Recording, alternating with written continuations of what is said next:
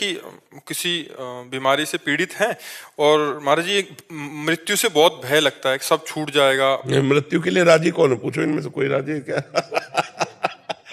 सबको डर लगता है मरने से, तुम्ही को नहीं लगता है अज्ञान के कारण। इस डर से कैसे निकला जा सकता? नाम जप।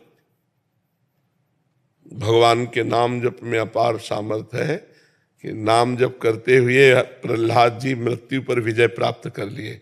आग में जलाए गए, पर्वत से दबाए गए, जल में डुबाए गए, जहर पिलाया गया, हाथियों से कुचलाया गया, लेकिन उनको मृत्यु नहीं छू पाई। नाम जप के प्रभाव से ध्रुव जी ने अटल पदवी प्राप्त की, मृत्यु ने नहीं छू पाई। तो नाम जप करें, हम भगवान से प्रार्थना करें, वो हमें ऐसा ज्ञान दें, वो हमें ऐसी भक्ति दें जिससे हम मृत्यु पर विजय प्राप्त करें। नहीं, कोई आनंदित थोड़ी मृत्यु के लिए कि आ जाओ मृत्यु, वाह, जैसे ब्याह में आनंदित होते ऐसे मृत्यु के लिए आनंदित हो। कोई आनंदित नहीं। मरने से सब जग डरा, मेरो मन आनंद, कब मरी हो कब भेटी हो पूरन परमानंद।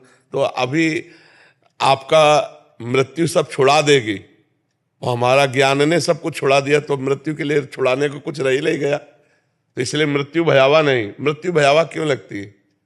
क्योंकि हमारा सब कुछ छूट जाएगा, हमारा शरीर छूट जाएगा, हमारा पति छूट जाएगा, इस बात का भय है। और ये पहले ही छूटा हुआ तुम्हारा था ही नहीं।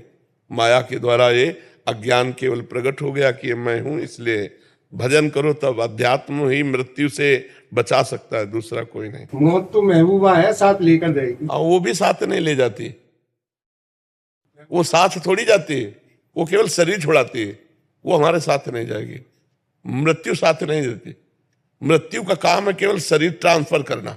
शरीर छुड़वा दिया, इसके बाद जीव कर्मानुसार अपने स्वर्ग या नरक गया, वहां भोग भोगा, फिर नए शरीर को धारण किया। मृत्यु हर समय साथ नहीं रहती, उसका समय होता है। नहीं कहते समय आएगा तो अब मृत्यु आ जाएगी और आप मर जाओगे, नहीं, तो समय पे वो होती है।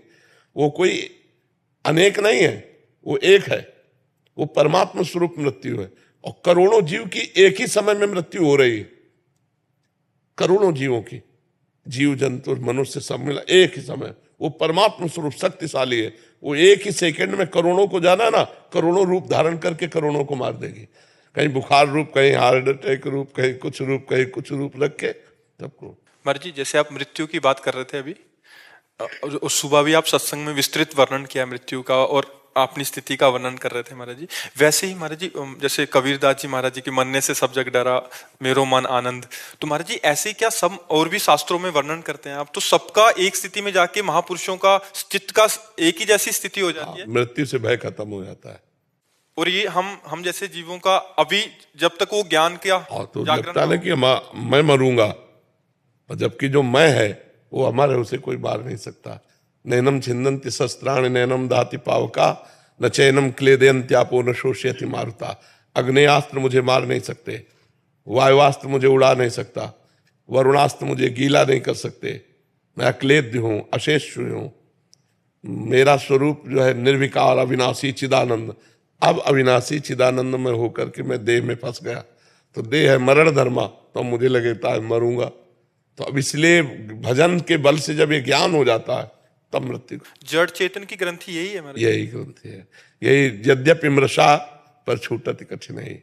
यही जो अपने स्वरूप को भूलकर मैं स्त्री हूं, मैं पुरुष हूं, ऐसा मान लिया गया, यही जड़ चेतन ग्रंथि है। और यही दुख शोक चिंता भय ये पूरा जीवन देती रहती है। इसी को ज्ञान के द्वारा नष्ट करते हैं।